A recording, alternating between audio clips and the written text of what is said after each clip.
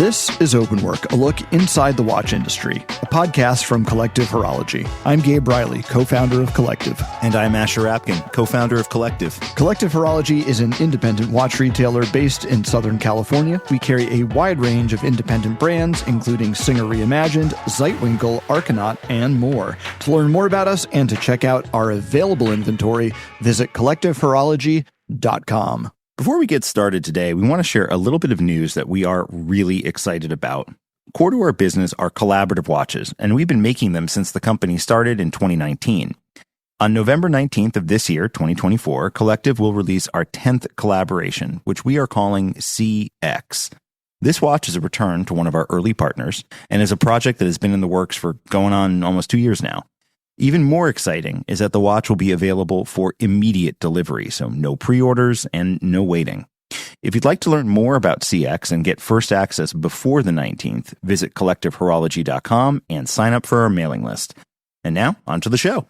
For years, we followed, as probably you have, the GPHG, the Grand Prix de Horlogerie de Genève, with great excitement and interest as it's essentially the Oscars of watches. In fact, on November 13th, this year's award ceremony will take place and the winners will be announced. Covering multiple categories, the GPHG honors watches and watchmakers who have dedicated their lives to making strong creative choices and technical achievements. But how does it all work? Who are the people who nominate these watches, and what does voting look like? Does the GPHG meaningfully drive sales for brands, and what's involved in participating? So on today's episode of Open Work, we're going to take a deep dive into the GPHG. And it's probably worth noting that we kind of have an inside perspective on the GPHG itself because this year we were both fortunate to join as members. And so that's given us kind of an eye-opening look into the inner workings of the awards themselves and what actually goes on, what the process looks like, and how it actually unfolds over the course of the full year, not just in terms of the final voting and the announcement of the winners. Why don't we just start by explaining what exactly the GPHG is, and then we can break down who's involved in it. I think this is a thing that, like so many organizations around us, feels like it's always been there, but that's not the case. So the GPHG itself was founded in 2001, which is an interesting time to imagine because it was a very, very different era of watchmaking, at least from a media standpoint and attention standpoint. You know, we see Hodinkee starts, 2008, something like that, 2009? Yeah. So this is, so we're still very much in the old school print media world and like early forum days of media. I mean, we're only 5 years into the relaunch of A. Lange & Söhne, just to put things into perspective. And the GPHG was founded as a foundation, essentially the Swiss equivalent of a not-for-profit here in the United States. And the concept of it was essentially to champion creativity and innovation in watches, and to do so through the creation of a large-scale award-style ceremony. So just a question out of my own ignorance, it's the Grand Prix de Horlogerie de Genève. Is there any significance with either the city or the canton of Geneva in particular? Is there like a geographic tie or any sort of like governmental affiliation? All of the above. Okay. So the event itself, like the actual award show, does take place in Geneva every year, and the GPHG is overseen by the canton of Geneva. So there is it's not just in name only. It is quite literally a major portion of who is involved, both, I suspect, I don't know, but I would imagine from a funding standpoint and certainly from a marketing standpoint. The event itself happens also during the November auction season in Geneva. So there's a lot of benefit to holding this event during a period of time when tourism is thoroughly critical to the city of Geneva. So I have to imagine that's part of it. And then, of course, Swiss, you can't take the Swiss out of Swiss watches. And I think creating an environment where people are able to come in and celebrate the best of the year at the same time as people are also considering what they want to put their bids on in the auctions is certainly no mistake. Interesting. That I didn't quite realize that. I mean, obviously I knew it was tied geographically, but not quite so literally to Geneva, which I think will come into play when we talk about which brands do and do not participate, because I think a lot of brands that are sort of synonymous with Geneva itself, or some brands that are sort of synonymous with Geneva and Swiss watchmaking, don't participate, and brands outside of Switzerland do. So why don't we start? I think we can break this down into two areas to look at. One is probably the participation of brands and the watches that are entered, because there's a lot that goes into that. It's not just like any watch that's made can be nominated and win. There's some things that are actually required of the brands themselves to participate. So let's talk about how the brands participate and in that sort of side of it. Then the second side of it is the folks who are voting and making decisions about the watches. So those would be the members of the GPHG Academy. We can talk about who those people are, how they get into that position, and sort of the process of voting and deciding who wins. But I think it's worth noting that although and I don't know anything about the Oscars and the Academy Awards, but although it's the Oscars of watchmaking and very much rooted in Switzerland, not every brand participates or chooses to participate. So there's some active involvement required of the brands. Well, I can speak a little bit about that because while I was never a member of the Motion Picture Academy, I was a member of the Producers Guild for almost 10 years. And I can speak a little bit about how the PGA awards work relative to this, because it's not the same actually.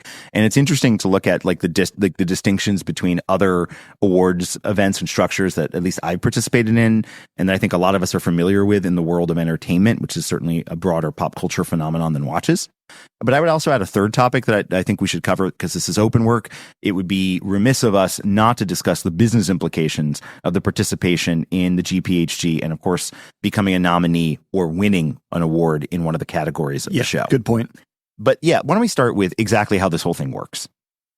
So the GPHG, as you pointed out, as an event, so if we're thinking about this specifically with the end goal being what's every November when the award show happens, there's essentially a 8-month run up to that awards show, and there's a period in which watches can qualify for that. So as Gabe mentioned, it's not just any watch at any time. It has to be within a qualifying period of time, which is usually the 10 months prior to the GPHG, give or take.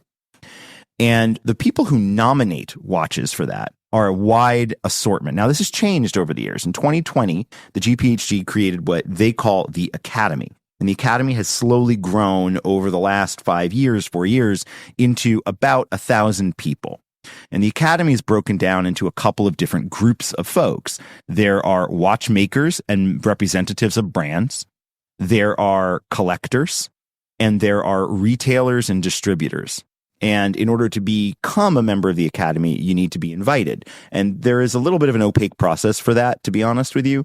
But generally speaking, it's somewhat, if there's someone who an existing Academy member feels would be a good contributor to that community, they will nominate that person to the GPHG. And then there's a committee at the GPHG that determines by some non-public information who will be inducted. Yeah. So I think we can take ourselves as an example. We were nominated about a year ago after the GPHG kind of awards came and went in 2023.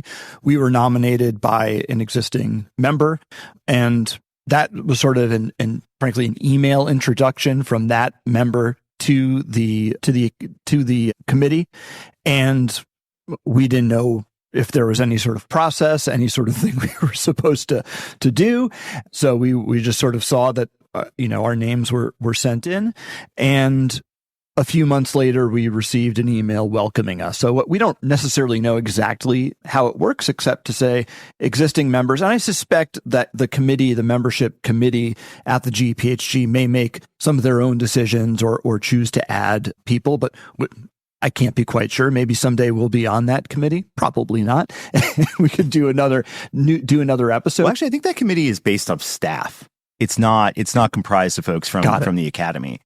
And, I think they're also, look, technically when you come into the Academy, it's for a 3-year term. Interesting. And, the Academy... We have term limits? We have term limits. Well, see, I don't know if we have term limits. So the GPHG the Academy itself has only been in existence for 4 years. Right. When it was when they had jurors, I think, what did they call them? Jurors are different. So, but there were folks who were sort of voting members of the GPHG before the Academy, and they definitely had a term limit. So there is a structure. You have to split the GPHG from an organizational standpoint into pre-2020 and post-2020. Got it. Because the way that things were decided prior to 2020 is not insignificantly different from the way it is now. So I think for just to keep things clear and to avoid confusion, let's look at how it works today.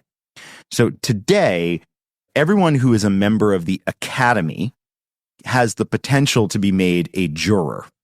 And the jury is comprised of people from the Academy. Got it. Okay. And the reason does that change on a yearly basis? It does. Okay, got it. And that's important because the way that this is structured, and we'll go through the process in a moment, is that everyone in the Academy has an equal vote when it comes to the different stages of voting. But the jury in the final stage of voting has an outsized weight. So the jury gets 3 times your and my voting power when it comes to the final votes. All right. Before we get there, let's rewind the clock and maybe go back. Let's sort of break this process down into sort of how it unfolds over the year, because then we'll get into the different stages. So you're mentioning there is a limitation on when watches can be kind of included or nominated based on time. They have to be released within a particular time window. Walk us through what the process looks like for just nominating watches for consideration and how that all works. So first, let's just look at the 3 stages of the GPHG, because I think that there can sometimes be some loosey-goosey discussion about what is an actual nominee good point. Versus not. So the way the process begins at the beginning is essentially a crowdsourced request for watches to be submitted. And the crowdsource just to the Academy? Just to the Academy. So, and this is not always known, but essentially brands can also nominate themselves to submit a watch. And so, okay. So the way that this works... Let me clarify that statement for a second. Can any brand, like let's say you and I decided to start our own watch brand, and we weren't members of the Academy, or we were just 2 people out there in the world, and we weren't even Swiss. We're here in the US. And let's say our watches aren't even made in Switzerland. They're made somewhere else. Could we just propose and submit one of our watches for consideration? Well, it would have to fit into one of the categories from a competing standpoint. Sure. Let's assume it does. Let's say we make a men's time-only watch. Technically, yes. Now, when you do that, and I think this is something that's really important as a consumer to know, there is a difference. If you see somebody and they're saying, we're so proud to be nominated, and that is coming out in that first round, that's not actually a nomination. It's a submission. It's a submission.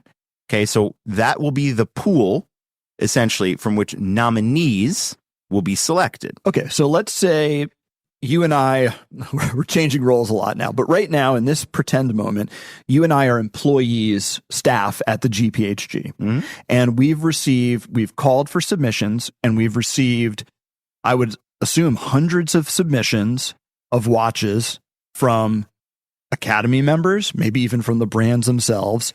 And now we have all these watches that people have sent us and said, we think these should be considered as part of this next batch of awards. What happens then? Right. So looking from the perspective of an Academy member, we get a portal. And in that portal, we're submitting the watches that we think should be considered in a specific category.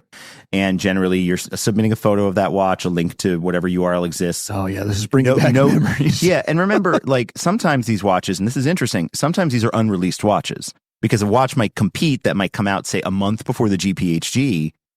Right. So, Academy members might see something and just know it's an unreleased watch, whatever. So that's an important thing to know. All of those go in to this one big voting platform, at which point, and this is where things start to get cold. All of those go together, and then the GPHG will approach each of those brands that somebody proactively submitted something to. Do the staff at the GPHG, because again, presumably they have hundreds and they have well more, I would assume, submissions than could, reasonably be voted on. And some categories may be chock-a-block with submissions and others may be a little bit more thin. Do they make any sort of editorial determination or I don't know, any sort of determination at that time, like what's going to make it through or not? Or, well, again, this is just a submission. So technically, no, so far as I know. Okay. Interesting. But, and this is the important part, once that's been submitted, then they go to a brand and say, would you like to participate?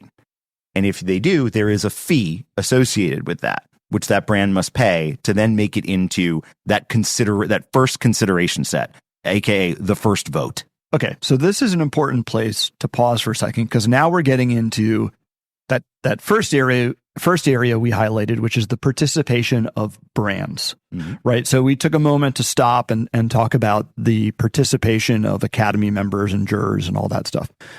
Brands. So it sounds like the brands get approached and they can decide to participate. If they do, they need to pay a fee to enter the watch. I would assume for each watch they enter, there's a fee for them to pay. And now they can decide to do that, or they may decide not to do that. And presumably one reason they may decide not to do it is they consider the category they're in or who the competition might hypothetically be. And they may say to themselves, I don't want to pay the money. It's not worth it. But there are brands who choose to who just blanket don't participate. I know Rolex is an example of that. And it's interesting. Patek, I believe AP does not participate. I don't know if that's categorically true. It is categorically true that Rolex and yes, and these the are two AP has participated, and if I'm not mistaken, I think they may have even won in a category or two. Okay, so let's just who knows. But that's really interesting because, again, let's go back to this notion that this is very much tied to the Swiss watchmaking industry, the Canton of Geneva. Patek Philippe in particular is a brand and a business that is really rooted in Geneva. To a large extent, Rolex is as well. And Rolex is it is a huge driver of the Swiss watch industry who's choosing not to participate in an award. Well, I think there's a very simple reason why they wouldn't. To Swiss watchmaking. Sure, but if you look at a brand like Patek or Rolex, they have very little to gain and a lot more to lose by participating. By not winning? Yeah, exactly. Like, what are the odds that a brand like Patek Philippe, which, let's be real, thinks very highly of itself, is like going to win in their category every year? It's pretty low. I do find it okay, so the counter argument to that is look at the role. I've said this before, I'm not a Patek Philippe expert by any means, so let's put them to the side for this. Rolex. This is a brand that went out of its way to participate and drive participation in the renewed version of Watches and Wonders. And you could argue that Rolex doesn't need to participate in that, but they went out of their way to say, we are participating in this, we're investing in this because, and again, I don't know if it's true, but from a messaging standpoint, part of their messaging was, we're doing this for the greater good of the Swiss watchmaking industry. And so there's a fair and a platform, not just for us, but for the industry and all the other brands in it. So I find it interesting that on the one hand, they would take that position, at least publicly, on something like Watches and Wonders, but also not participate in the GPHG. I think it's a very simple thing. The Rolex in general can only compete in a handful of categories, and they can't win in that category every time. And as a company, their design process is, as we've talked about before, highly methodical and very slow, which means that they're probably going to lose more often than they're going to win. Got it. So, and as we're going to get to in a minute, there is a large conversation about what it means to be a true nominee and then a winner from a marketing standpoint, but they don't need that. Yeah. But it's interesting, under the Hans Wilsdorf Foundation, Tudor does participate in the GPHG. Well, that I would argue is because Tudor can benefit. Like, Tudor winning has value for them in their categories. Yeah. Rolex winning, and not winning, maybe for brands like Rolex and Patek, and to the extent AP does or doesn't participate, brands that project a certain level of invincibility, it's kind of weird not to win. Yeah, exactly. All right, cool. So at this point, brands are making decisions about whether they do or don't enter these watches for whatever reason. So we have a list of watches that have been submitted.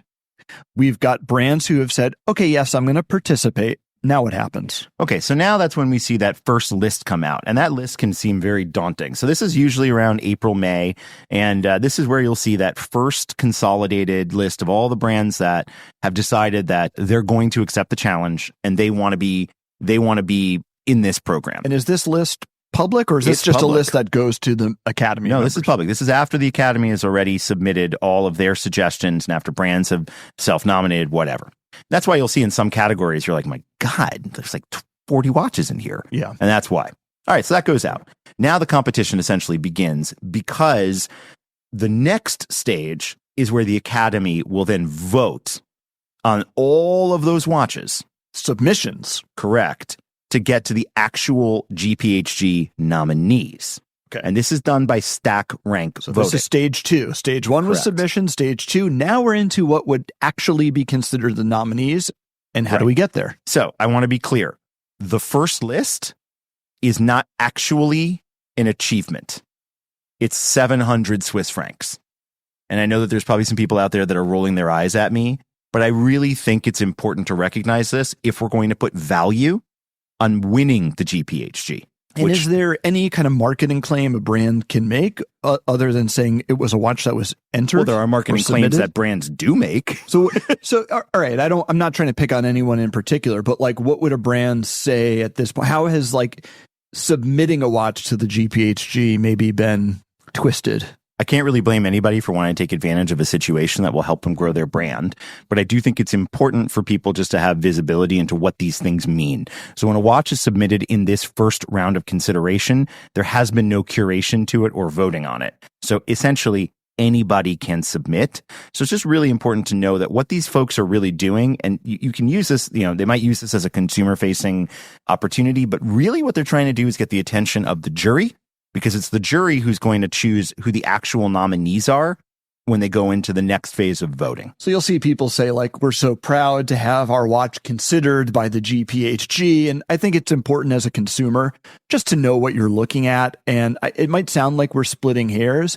And look, most things are entered into the GPHG or submitted because they're really interesting, because people believe in them, whether it's a member of the Academy or a brand who really believes this is our best product, we're so proud of it. But there are things that are entered in potentially a more cynical way as creating a bit of a marketing stunt. And I don't know if it's cynical, man. I think, look, everybody has the right, if they believe in their product, which I hope they do, to have a shot. I think the cynicism might come in when you... Absolutely. But I think I'm going to say, like, I think, and I know that there are watches that are submitted primarily, and it's not to say they're not good watches and the people who make them don't believe in them, but there's a shrewdness and a savviness sometimes to entering a watch into the GPHG, even if you know it's not going to make it, because at least you can say it's been entered, it's being considered. Well, the reason I don't think there's that's marketing cynical, value. But I don't think that's cynical, because even if you make it to the nominee stage, there's a lot of value there, and you can only get to the nominee stage by submitting. Where I think you could make an argument for cynicism is when someone tries to act like a watch that's simply been entered has received some form of accolade. Well, this is what I'm saying. Okay. I think there are people who enter them so that they can... Oh, I see what you're saying. They can use the glow of the GPHG as for marketing purposes. Okay. Yeah, sure. Now, do I think that's most watches that are entered? No, but I do think that happens. I know it happens. And I do think, again, it might sound like we're splitting hairs, but I think people should really be aware of what people are talking about when something is entered and submitted versus the next phase, which is nominees. And the nominees is where to your point, some curation really happens. So let's talk about this phase. Well, there's also more that's asked of each brand to participate, right? Because once you get to that stage, let's say that you do become a nominee, there's a not insignificant financial commitment in the many thousands of Swiss francs, and you need to be able to provide one, sometimes two examples of that watch to the GPHG, because one of those will be used or some of those will be used for the tour that the GPHG puts on, sending these competing watches around the world so that people can go hands-on with them. And then you also have a scenario where the actual judges themselves will need to go hands-on with these watches to make their assessment. And we'll talk about when I say the judges, what I mean by the jury and how that's different than the Academy. So at this stage... We're at stage 2 now. Yes. So we have watches that have... Stage 1 was we have watches that have been submitted or entered. Stage 2 is we get to a short list of nominees. We have categories that are defined by sort of product category. So there's men's watch, ladies watch, chronograph, sports watch, whatever. There's a whole variety of product focused categories. And what we're trying to get to at this point as a Academy is a short list of 6 watches per category. Right. So in each one of those categories, otherwise known as the nominees, these are the nominees. And so what that means is in some categories, there were 7 watches entered. So we've got to say which 6 of the 7 become the nominee. Some other categories are quite crowded. I would argue, I'm going to guess time only. There's a lot of time only watches. Challenge. Like these are very, very, very crowded categories. So there may be 20 watches entered or more, and we're trying to get to 6. So at this point, the way the voting works is, and I believe it's still just the members making this decision. Academy members. Yes. We go into an online portal, and we see each of the categories, each of these product categories laid out. We click into them, and we'll see all of the watches that have been submitted. And what the GPHG is asking us to do is to pick 6 watches. And I think it's important, just talking about how exactly we're voting on this stuff. Like, we're stack ranking them. They're not asking us like to score each watch like it's Olympic gymnastics. Like, this one's a 9.5, this is a 9.3. No, we're simply being told, pick 6 watches to make the final cut. And those 6 watches will then, once all the votes are tabulated and they're audited, once all the votes are tabulated across the categories, those become the nominees.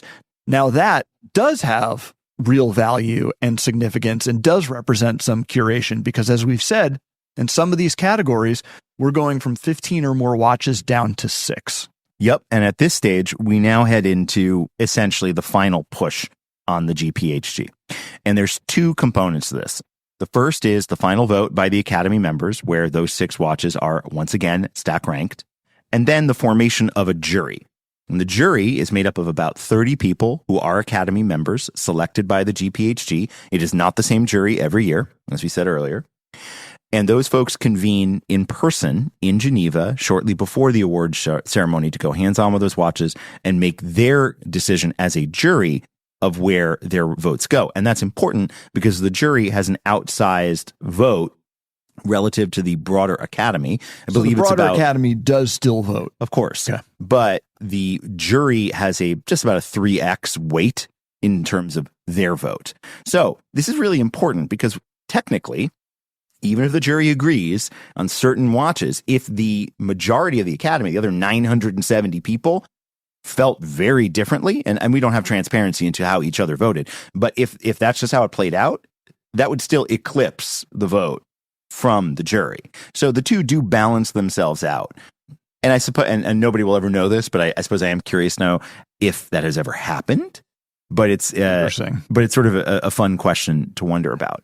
So the jury meets in person. So there's a few benefits to that. Like, they have gone hands-on with all of the watches, and I think there's real value there. You and I, as we mentioned, we went to Watches of Switzerland when we were in New York, and we got to go hands-on with the nominated watches before we ended up voting on for the finalists. And that was extremely valuable because there were watches that were nominated and on that 6-watch shortlist in certain categories that you and I just don't come across on a daily basis.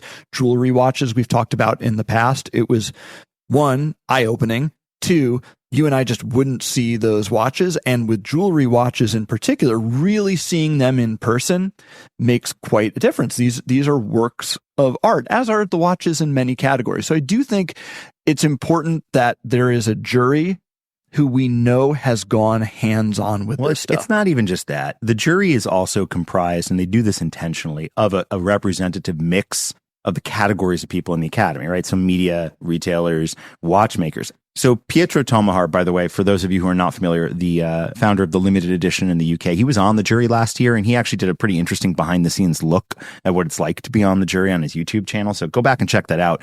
One of the things that he talks about, which is interesting, is the fact that there are watchmakers on the jury too. And this is really important because, I look at this, and I suspect Gabe looks at this from a holistic perspective, but ultimately we're retailers, and to a lesser degree, collaborators and creative folks when we think about these watches. And so that's how I interpret them. But when you're looking at things like, the chronometry prize, like, I am not in a position to make an assessment there. And what's really interesting there too is there are watchmakers who will speak up and say, I know that this looks like X, but it's actually Y. And when we're getting into the technical weeds of it, they'll pick a fight in that room about what's actually so they're impressive. having a discussion. It's not like they're just presented a tray of watches and a scorecard and they judge it. So they fly to Geneva, they go to Switzerland, all of them, they see the watches in person, and there's a discussion about them. So, I mean, it feels like, and that's why honestly, that's why the award matters, because if you think about it, if you're really just kind of crowdsourcing opinions, that's one thing. Right? Because to be clear, if you and I haven't seen a watch, and we're voting in the final round of voting for the GPHG, what we're going off of in this website, each watch is in with each category. We click on the watch, and there's a photograph and a description of the watch. Correct. And its specs. Sure, and its specifications. That's it. So in some categories that we just may not be as familiar with, like, chronometry, what do I know? Or, astronomical complication, that, like, what do I know? I'm not qualified to do that. So it does help to be in person with these watches and in a room with a diversity of people who can represent them and explain things. Yeah.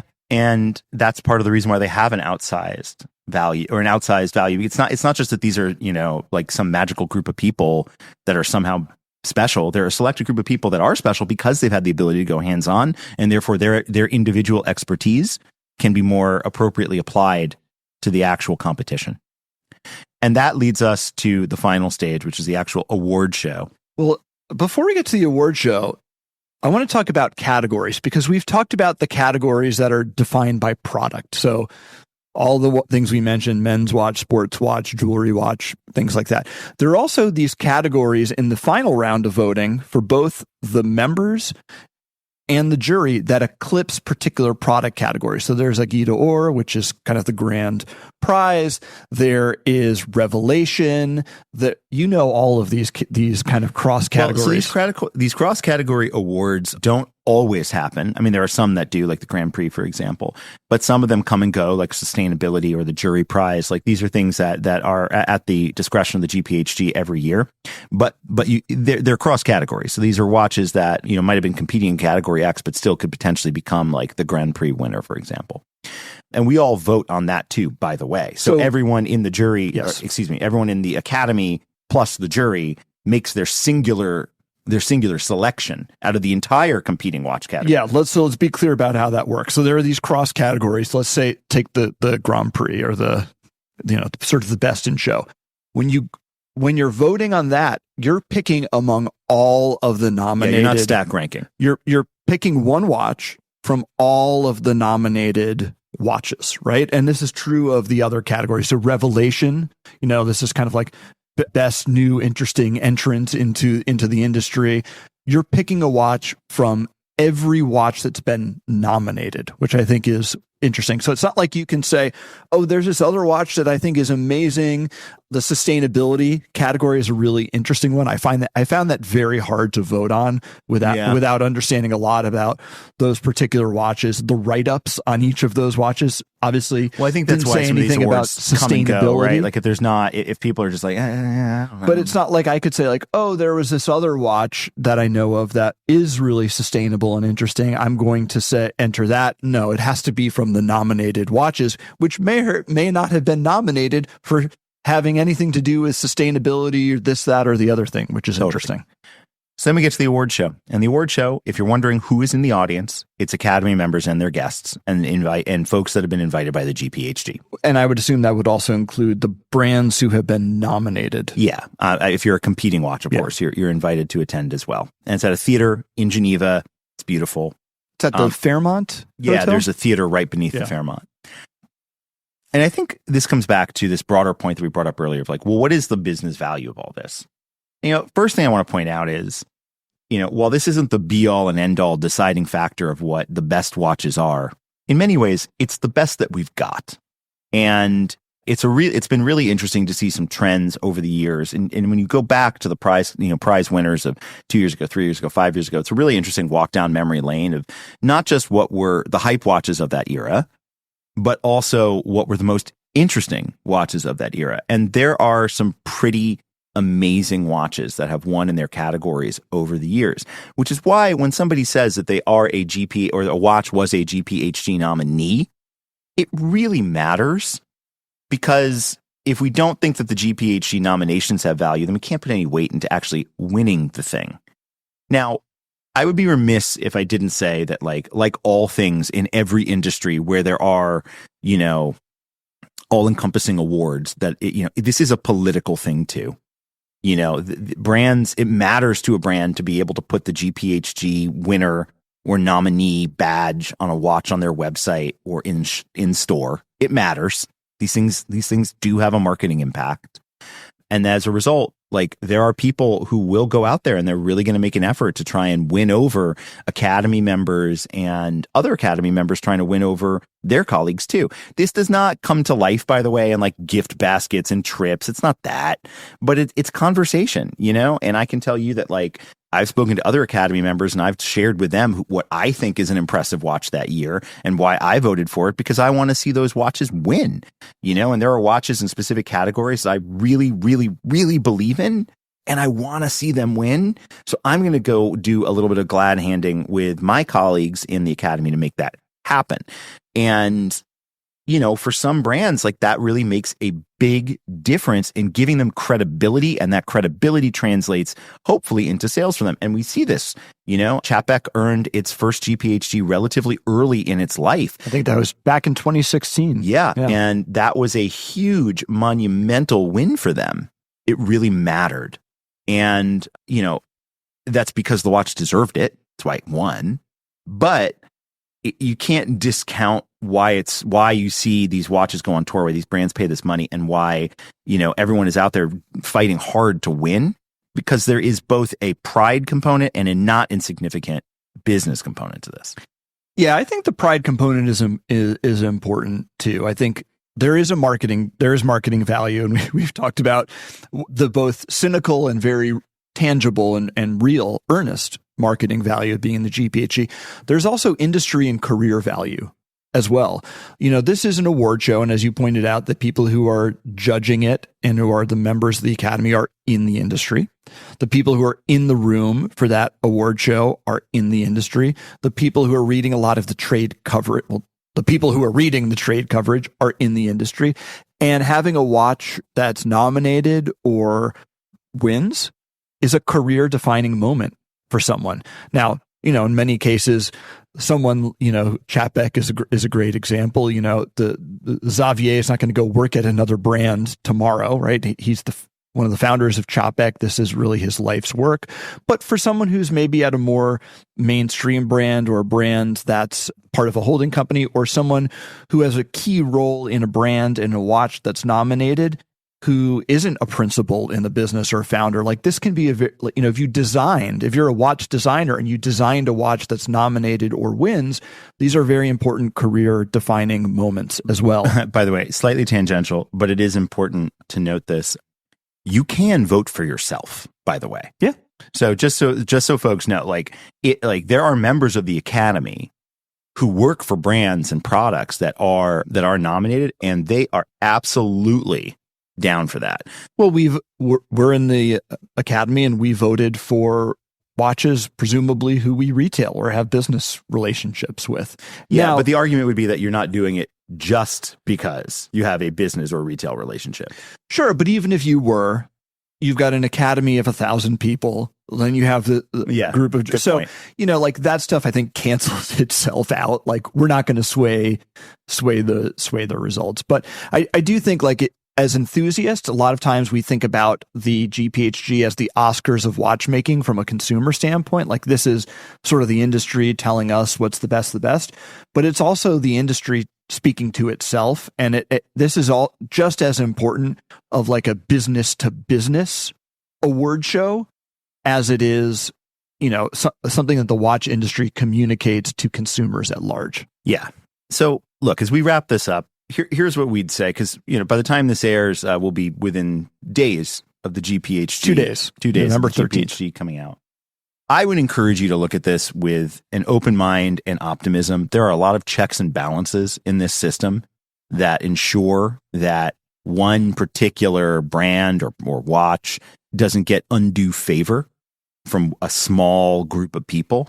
There are 1,000 people who participate in this, and then outside of the folks that are physically voting, as we described, there's a lot of people that are lobbying for the watches that they fundamentally believe in, to see those watches get the attention that they deserve and they respect, or then the respect that they deserve. So when these awards come out, you know, while I don't necessarily consider it like a buying guide, I do think it's just as important to look at the nominated watches as it is the winners, because the watches that did make it through, they're unique and they're interesting in one way or another. Even if they don't win the award, as we described earlier, for some of these categories, just making it to that top 6 is an unbelievable achievement. And as a result, deserves, I think, the attention of the community. So we'll be interested to hear your feedback on the winners, but we're also interested to hear your feedback on the process. Because I'm also curious, like I said, this is different than when I used to vote in the Producers Guild Awards. And I'd love to know from other industries how it varies with how you guys give awards and whatever industry you're in, whether it's architecture or whatever, how does that work? Because people are honored in all manner of different industries. And knowing that process, I think, and how that works is really going to be interesting as we look to this year and next year and compare and contrast what it means to be a winner in a category of a very niche industry. Yeah. And to their credit, the GPHG has proven they're open to feedback. They're willing to change their process. Obviously, the creation of the Academy and having members of the Academy, not just across the industry, but across the world is a reflection of that. So feedback on this stuff does matter. And that's probably as good a place as any to leave things. What do you say? Right on. Well, this has been Openwork, a production of Collective Horology. You can find us online at collectivehorology.com. And to get in touch with your suggestions, feedback, or questions, just email podcast@collectivehorology.com.